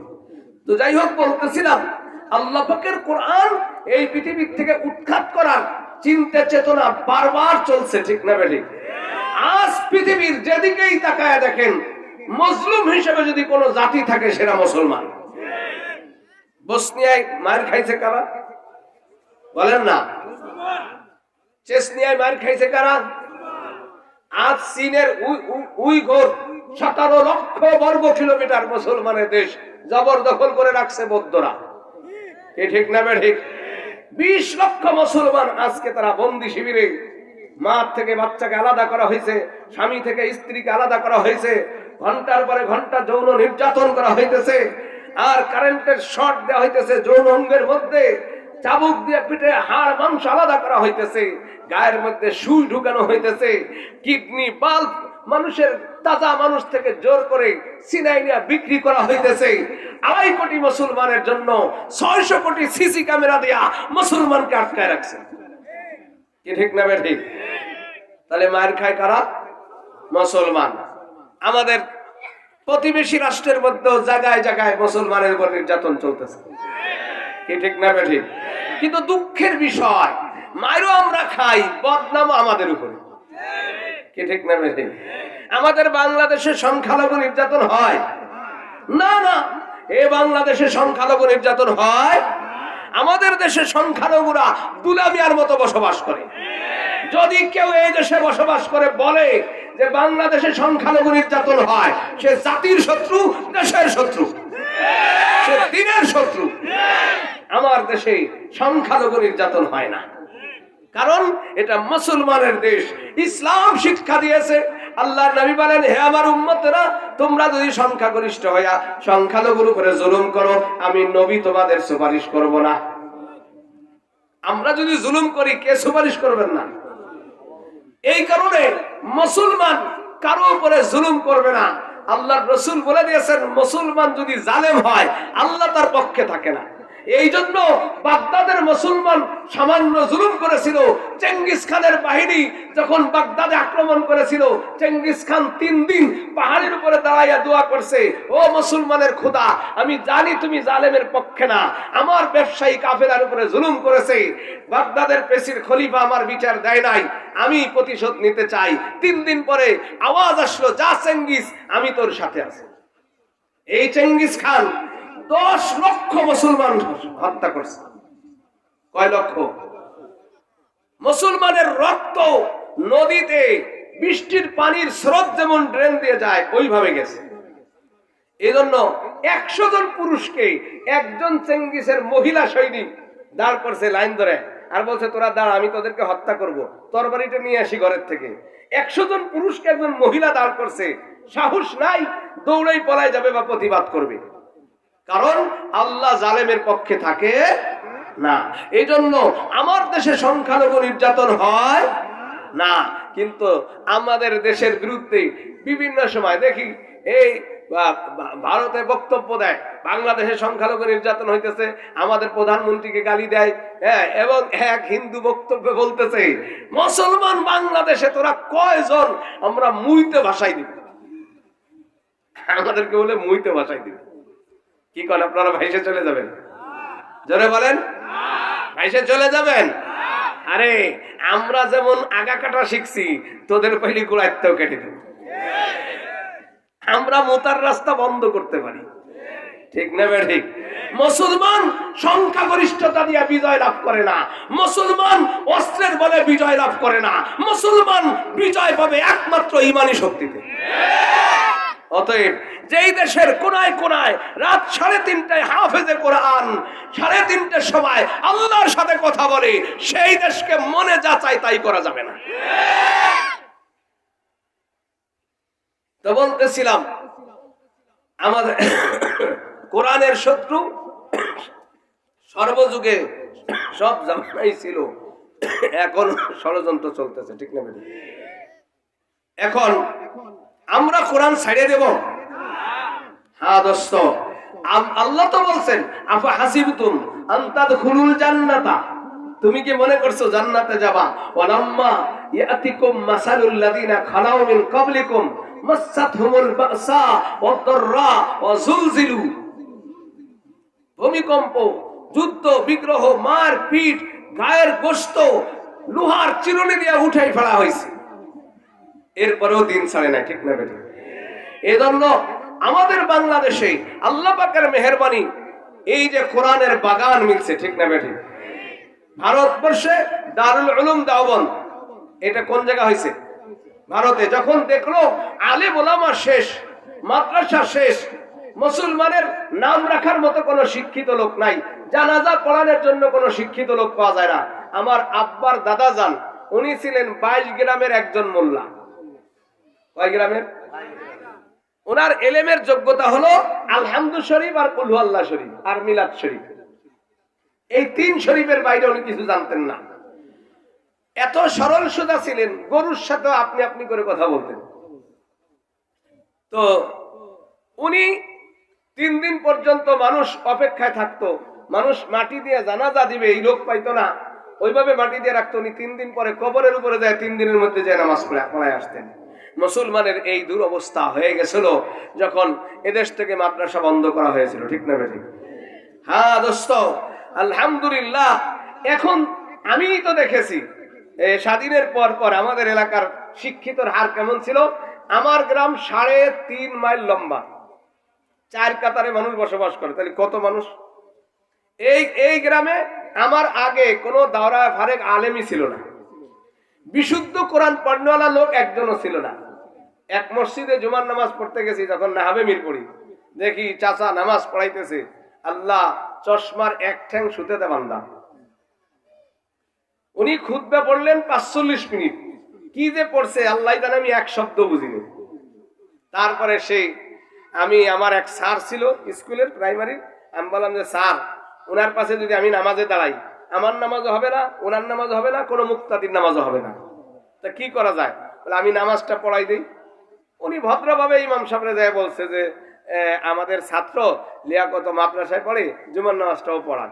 চাচা রাখছে তেড়িয়া হইয়া কথা, বাসুর পুসুর পোলাপানের পাশে নামাজ পড়বো না। আমি আর ভয়ে কোনো কথা না কইয়া নামাজের পিছনে এমনি দাঁড়ায় রইলাম, নিয়ে তার করলাম না। উনি দেখি পড়তেছে কুল ইয়া আইয়ুহাল কাফিরুন লা নাবুদু মা তানাবুদু। এই হলো শিক্ষার অবস্থা, কি ঠিক না বেঠিক? আমার আব্বার দাদা যান শেষ সময় বুড়ো হয়ে গেছে, বাড়ি বাড়ি মিলাদ পড়তে যাইতে ওনার আর পায়ে কুলে না। তো এখন উনি বলছে যে আমি আর প্রত্যেক বাড়ি যাইতে পারবো না, আমি বুড়ো হয়ে গেছি, তোমরা মিলাদ নিয়ে যাও চুঙ্গাই বলে। আগে তো আরসির বোতল ছিল না, মাম পানির বোতল ছিল, বাঁশের চুঙ্গার মধ্যে মানুষ পানি নিত, ঠিক না বেঠিক? তো সবাই বাঁশের চুঙ্গার মধ্যে পানি নিয়ে আসতো। আমার আব্বার দাদা যান ওই চুঙ্গার মধ্যে মিলাদ করে ফুদে দিতেন, পাড়ার লোকজন সব একত্রিত হইয়া মিলাদ ছিটাই দিত। এইটা আমি এই জন্য বলতেছি যে যেই দেশের মুসলমানের শিক্ষার হার ছিল যে মায়েরা চুলের পরে বসাইয়া হাফেজে কোরআন বানায়, বাবায় ঘরের মধ্যে হাল বায়, আর সেই বাবা হামেমির পর্যন্ত পড়ায়। সেই মুসলমান জাতিকে এমন মূর্খ জাতিতে পরিণত করলো, 100 বছর পর্যন্ত মাদ্রাসা নাম বলতে কিছু ছিল না, শিক্ষা প্রতিষ্ঠান ছিল না, মুসলমান হয়ে গেল মূর্খ জাতি। এদেরকে যে যেখানে পারত সেইভাবে জুলুম আর অত্যাচার করত। চাকরির নামে সুইপারের চাকরিতে দিত। সুইপার অর্থ কি মুসলমান বুঝতো না, নিয়ে এরকম পায়খানা পরিষ্কারের কাজে লাগাইতো। কোন হিন্দুর কাছে যদি চিঠি পড়াইতে যাইতো, একটা চিঠি পড়তে 3 দিন ঘুরাইতো। এই 3 দিন তারা দিয়ে চলা ফড়াইতো, এরপরে পায়খানা পরিষ্কার করাইতো। বসার জন্য কোনো টুল টেবিল দিত না, দিত হলো এই সালা, যেটা দিয়ে পা মোছে, এইটা দিত মুসলমানকে বসার জন্য। এবং একজন মুসলমানের বয়স যদি 80 বছর হইতো, একটা হিন্দুর ছেলে 8 বছরে হলেও এই বুড়া লোকটার নাম ধরে ডাকতো। এমন জুলুম আর অত্যাচার ছিল। মুসলমানের দাড়িতে দাড়িতে গিরা দিয়া হাসি তামাশা করত। হাজী শরিয়াতুল্লাহ যখন দেখলেন 14 রশির বাবুরা 2 মুসলমানের দাড়িতে গিরা দিয়া হাতে তালি দিতেছে, এই খবর শোনার পরে উনি বললেন, এদেশে থাকি না থাকি রসুলের দাড়ি নিয়ে তামাশা, চলো পানসি নিয়ে চলো। পানসি নিয়ে রওনা হয়েছে। আয়েশা তো ডাক দিছে, বাবু বাড়ি আসেননি? বাবু কে ওখানে? তো বলছে, আমরা আসছি আপনার সাথে সাক্ষাৎ করার জন্য। উনি বুক টান টান করে আসছে, টান দিয়ে ওনাকে উঠাইছে। উঠানোর পরে এই 2 পানসিতে 2 পা বাঁধে তারপর টাইনে 2 দিকে ভাড়ে ফেলেছে। কথা বলেন নাই? এমনি এমনি বাংলাদেশে ইসলাম আসে নাই। হাজী শরিয়াতুল্লাহ, মুন্সি মেহরুল্লাহ ইংরেজদের বাহাসের পর বাহাস এই জায়গায় ঠকানোর চেষ্টা করত। মুন্সি মেহরুল্লাহর সাথে যশোর জিকরগাছা হাই স্কুলের মাঠ আজও সাক্ষী। মুন্সি মেহরুল্লাহ মুন্সি হিসাবে জনগণের কাছে লজ্জিত করতে চাইল।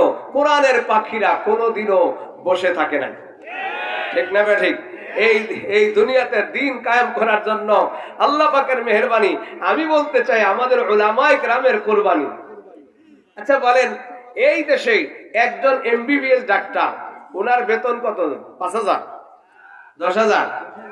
তিনি কি সকাল বিকেলে কোন ডায়াগনস্টিক সেন্টারে রোগী দেখেন কি দেখেন না? ওখান থেকে কি বেতন পান কি পান না? রোগী প্রতি ভিজিট নেন কিনা? পরীক্ষা নিরীক্ষার 40% ভাগে পান কি পান না?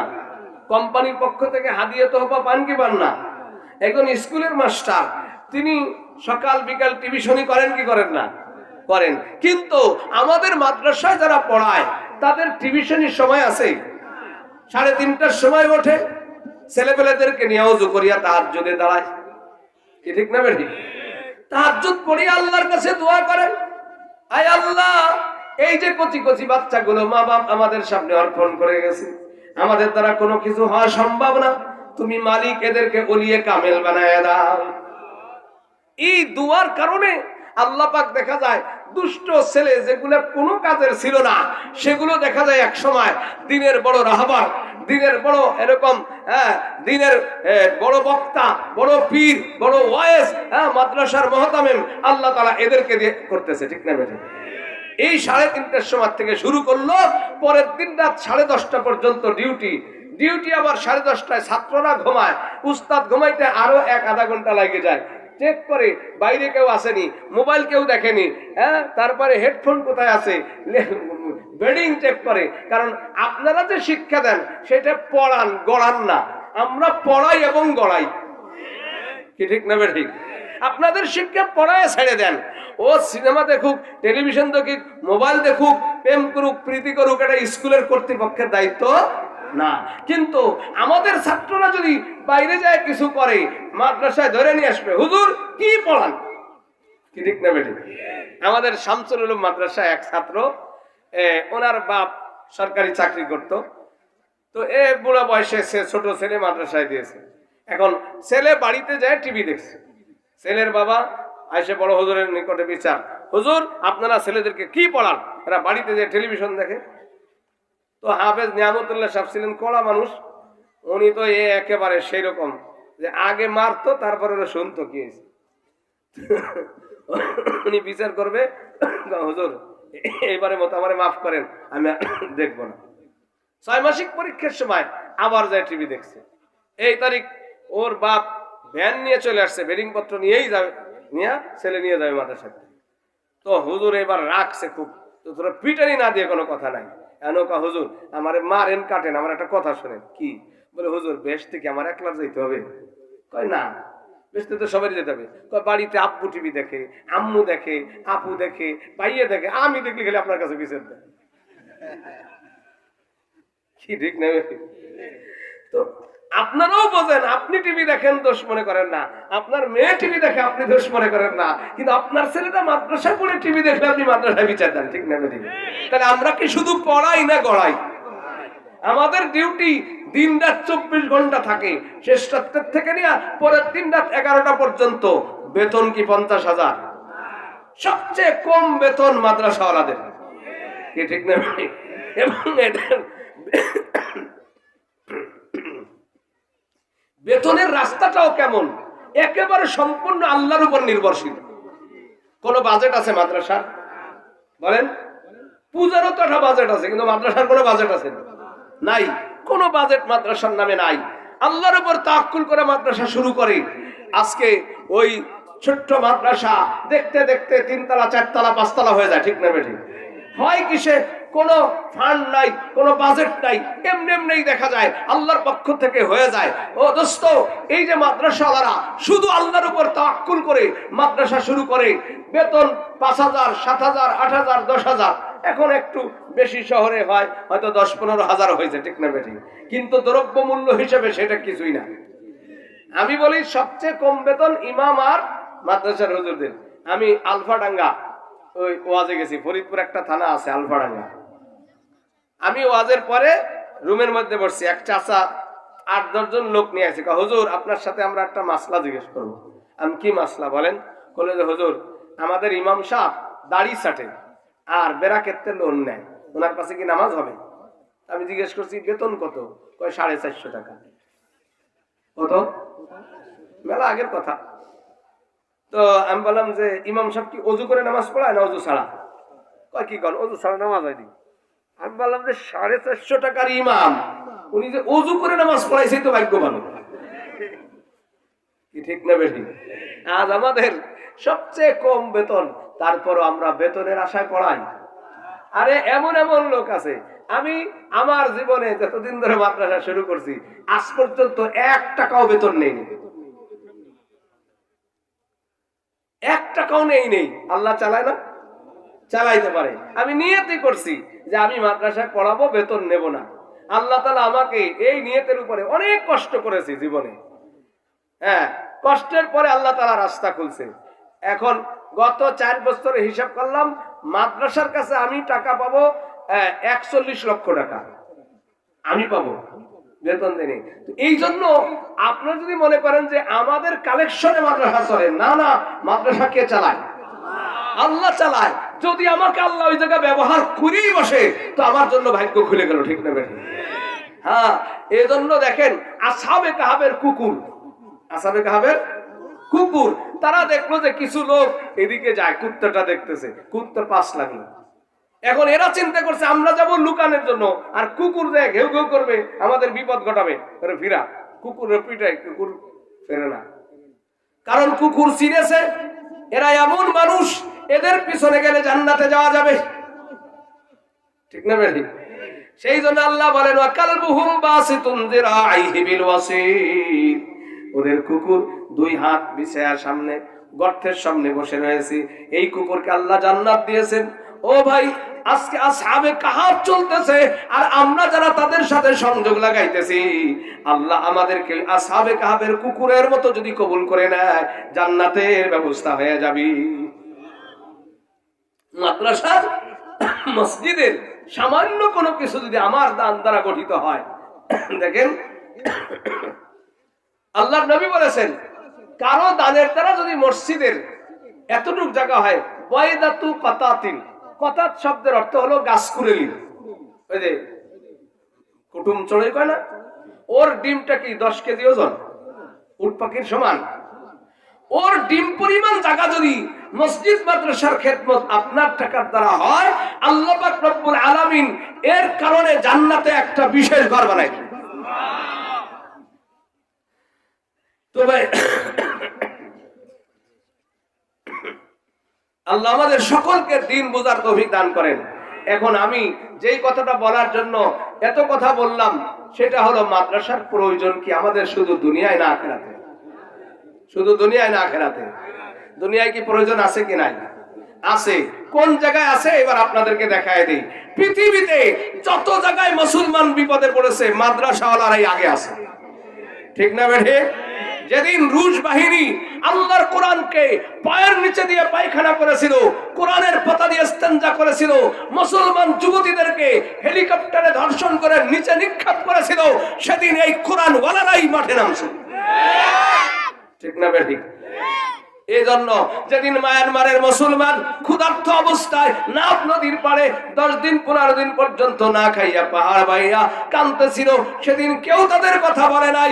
আমার দেশের এদেশের সৈনিকেরা মহাব্বত আর মায়ার চোটে তারা যখন টলার বয়া ইপারে আসতো, নিজের টাকা দিয়ে রুটি কিনে দিয়ে ধাক্কা দিয়ে নদীর মধ্যে ভাসায় দিত, চোখের পানি মুস্তার বলতো, তুই আমার মুসলমান ভাই, কিন্তু আমি তো অনুমতি পাই নাই, তোরে কেমনে জায়গা দিব, কান্তর ফিরিয়ে দিত।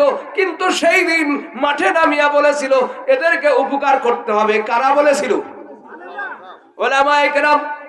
সারা পৃথিবীতে যখনই ইসলামের উপরে কোনো আক্রমণ আসছে সর্বপ্রথম, এই জন্য বললাম বাংলাদেশ, ভারত, পাকিস্তান যেটাই বলেন এগুলো একমাত্র উলামায়ে কেরামের অবদান। বলেন ভারতবর্ষ স্বাধীন করার মধ্যে মুসলমান শহীদ হয়েছে বেশি না অমুসলিম বেশি? মুসলমান। এবং স্বাধীনতার আন্দোলনের ডাককে দিয়েছিল সেটাও খুঁজে দেখেন।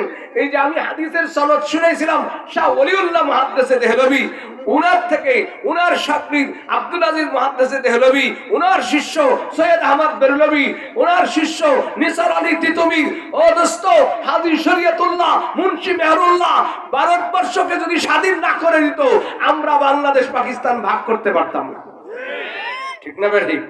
আর এর পিছনে তাদের ত্যাগ কেমন ছিল। হুসাইন আহমদ মাদানী রহমতুল্লাহ আলাই, ওনাকে লাহোরের হাইকোর্টে ধরে নেওয়া হইলো। ওনাকে জিজ্ঞেস করলো, আপনি এই ফতোয়া দেয়া হয়, আপনি এই ফতোয়া দিয়েছেন ইংরেজদের স্কুল কলেজে পড়া হারাম? উনি বললেন, হ্যাঁ আমি এই ফতোয়া অতীতে দিছি, এখনো দেই, ভবিষ্যতেও দেব। খুব গরমের সাথে শাগরিদ বলতেছে, জনাব ये अंग्रेज की कोर्ट है, जरा आहिस्ता बात कीजिए, आस्ते কথা বলুন, ইংরেজদের কোর্ট। আর উনি চাইতে গেছে, খামোশ, কিসের আবার আস্তে কথা? এখন জজ বলতেছে, আপনি কোথায় দাঁড়াই কথা বলতেছেন, কিছু টের পান? হুসাইন আহমদ মাদানী বললেন, আমি ভালো করে জানি আমি কোথায় দাঁড়াই কথা বলি। তুমি ইংরেজের জজ, তোমার ক্ষমতা আছে, তুমি আমাকে ফাঁসির কাস্টে ঝুলাইতে পারো। পকেট থেকে কাফনটা টান দিয়ে বাইর করে দিয়ে বলেছিল, ও ইংরেজের জজ, তুমি ফাঁসির কাস্টে ঝুলাইয়া দাও, এতে কোনো ভয় নাই, তোমার সরকারি 5 টাকার কাফন কিনা লাগবে না। হুসাইন আহমদ মাদানী নিজেই কাফন নিয়ে আসছে। इस गुलशन के लिए खूने जिगर हमने दिया है, এই বাগানের জন্য কলিজার রক্ত আমরা দিয়েছি। আপনারা ভাগ করছেন, আমরা স্বাধীন করছি, ঠিক না ঠিক? আপনারা ভাগ করছেন, আমরা স্বাধীন করছি। স্বাধীন করছে আমাদের উলামায়ে কেরাম। ও দোস্ত, সেই জন্য বললাম দুনিয়াতেও লাগবে, আখিরাতেও লাগবে কি লাগবে না? একজন চোর মারা গেছে আর তার একটাই মাত্র ছেলে। আর একটা ঘটনা আগে ভুলে নেই, ফেরাউন খালি বান্দামি করে। এখন মুসা আলাইহিস সালাম একদিন আল্লাহ এই বেটারে আপনি কিছু কন্টন না, আল্লাহ কব তো, কিন্তু ও তো আগে মুসলমান ছিল। ওর বাড়ির গেটে লেখা আছে বিসমিল্লাহির রহমানির রহিম। কি লেখা আছে? ওর বাড়ির গেটে দেখে তো আমার নাম রহমান আর রহিম লেখা আছে, সেই কারণে আমি ওরে কিছু বলতেছি না। যেদিন গেটটা ভেঙে গেছে সেই দিন ফেরাউনের ধ্বংস হয়েছে।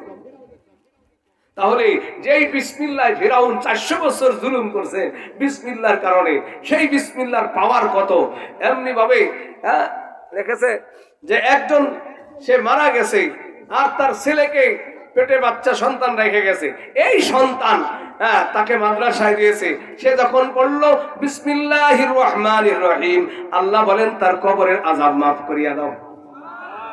যেই বাচ্চা আল্লাহকে রহমান আর রহিম বলে ডাক দিয়েছে, শুধু বিসমিল্লাহর কারণে যদি কবরের আযাব মাফ হইতে পারে, তাহলে মাদ্রাসাওয়ালার আপনাদেরকে স্বাভাবিক উপকার করে না সবচেয়ে কঠিন উপকার করে? এবার আপনারা বলেন, কবরের আযাব কত কোটি টাকা ঘুষ দিলে মাফ পাওয়া যাবে? যাবে? কতজনের উকালতিতে ওই জায়গার থেকে বাঁচা যাবে? সারা দুনিয়ার র‍্যাব আর পুলিশ যদি একসাথে কাউকে পিটানি দেয়, কবরের একটা বাড়ির সমান হবে না। কারণ আল্লাহর নবী বলেছেন কবরের একটা বাড়ির ওজন হবে উহুদ পাহাড় সমান। একটা বাড়ির ওজন কত হবে? উহুদ পাহাড় সমান। কবরের একটা বাড়ির ওজন যদি উহুদ পাহাড় সমান হয়, 8 কিলোমিটার লম্বা এত বড় বিশাল পাহাড়, তাহলে এই বাড়ির থেকে বাঁচার জন্য কোনো ঘুষ দিলে কাজ হবে? এই বাড়ির থেকে বাঁচানোর জন্য এই মাদ্রাসার সাথে যদি সম্পর্ক থাকে, ও দোস্ত, এই মাদ্রাসাওয়ালা যখন আপনার নামে রাত্রেবেলা কোরআন শরীফ পড়ে দোয়া করে, আপনার সন্তান দোয়া করে রব্বির হামহুমা কামা রব্বায়ানি সগীরা, আয় আল্লাহ তুমি আমার আব্বাকে মাফ করিয়া দাও।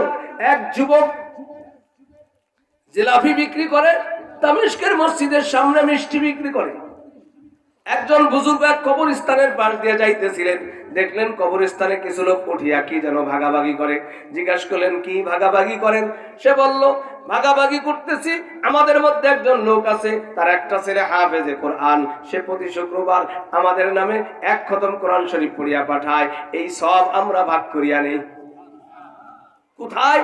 এই বুজুর্গ এই যুবকের সন্ধান পাইলেন, যায় দেখে সত্যি এ যুবক বেচা কেনা ঠিকই করে, আর মাঝে মাঝে কি যেন 2 ঠোঁট লড়াইয়া পড়ে। জিজ্ঞেস করে কি পড়ো?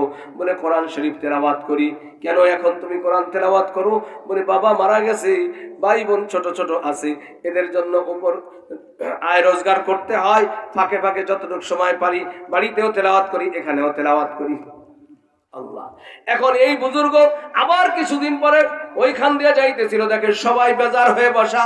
জিজ্ঞাসা করলো কি ব্যাপার, আপনারা বেজার কেন? বলে আমাদের ওই লোকটার ছেলেটা মারা গেছে, আর আমাদের হাফেজে কোরআনের খতম আসে না, তাই আমরা বেজার হয়ে বসে আছি। উনি পরের শুক্রবারে খোঁজ নিয়ে দেখলেন ওই ছেলেটা সত্যি আগে 2 দিন আগে মারা গেছে। তাহলে কবরে আমরা কিছু পাঠাইলে কবরে যায় কি যায় না? আল্লাহর নবী বলেছেন কবরওয়ালাদের জন্য সবচেয়ে বড় হাদিয়া হলো তাদের জন্য ইস্তেগফার করা। তার জন্য কি করা? ইস্তেগফার করা। আল্লাহর নবী সাল্লাল্লাহু আলাইহি সাল্লাম বলেন যদি কোনো ব্যক্তি একবার আলহামদু, 3 বার কুল হুয়াল্লাহ, একবার আল্লাহকুমুত তাকাসসুরা পড়িয়া সওয়াব নিসানি করে, আল্লাহর নবী বলেন যত কবরের নিয়ত করবে প্রত্যেক কবরওয়ালা 10 খতম কোরআনের সওয়াব পাবে। আর আপনি যে পড়লেন আপনিও তার 10 গুণ পাবেন। তাহলে মাদ্রাসা কি আমাদের স্বাভাবিক উপকার করে না সবচেয়ে বড় উপকার করে? এজন্য দুনিয়াতে যত নিয়ামত আর না কিছু খাইতেছি এ সব মাদ্রাসাওয়ালাদের জন্য। কি ঠিক না বেঠিক? সব মাদ্রাসাওয়ালাদের জন্য। আমি এটা বুঝি, আমি রমজান মাসে মাঝে মাঝে এদিক ওদিক যাইতাম, তো এবার নিয়ত করলাম কোথাও যাব না, এতেকাফ করব। আল্লাহ, এতেকাফে বসে যখন আমল শুরু করছি দেখি 10 রমজানে মাদ্রাসার যা আসছে তার চেয়ে বেশি আসছে বলছে। তো বোঝা গেল ইবাদতের দ্বারা যেই রহমত দুনিয়াতে আসে, এই তেলাওয়াতের মাধ্যমে, কোরআন তেলাওয়াত আর মাসনা মাসাইলের আলোচনার মাধ্যমে যেই রহমত আসমান থেকে নাজিল হয়, সারা দুনিয়ার দরবেশদের জিকিরে তা আসে। কি ঠিক না বেঠিক? আর এজন্য আমরা কি মাদ্রাসাকে মহব্বত করি? করেন? কে কে মহব্বত করেন? নারায়ে তাকবীর, আল্লাহু আকবার। তো ভাই আমার আসলে শরীর খারাপ, কথা বলতে কষ্ট হইতেছে। মনে চাইছিল আপনাদের বসা দেখে আরো কিছু সময় আলোচনা করব, কিন্তু মাথা টাস টাস করে বাড়ি লাগতেছে প্রত্যেকটা কথায়। আমি আপনাদের শেষ কথাটা, আল্লাহর নবী সাল্লাল্লাহু আলাইহি সাল্লাম এক হজের সময় এক সাহাবী বলতেছে, হুজুর আমি বিদায় হজের সময় আমি আপনার নামে একটা হজ করছি। আমার নবী বললেন তুমি আমার নামে হজ করেছো, তুমি আমার সাথে জান্নাতে যাবে। আমি এই মজলিসের মধ্যে একজন লোক চাই, যেই লোকটা বলবে আমি নবীর সাথে জান্নাতে যাওয়ার জন্য, নবীর সাথে জান্নাতে যাওয়ার জন্য এই মাদ্রাসায় নগদ একবারে এখানে বসে 5,000 টাকা দিবেন। কে আছেন? একজন লোক করে দেওয়ান হিম্মত করে। আপনি কে নাম ভাই?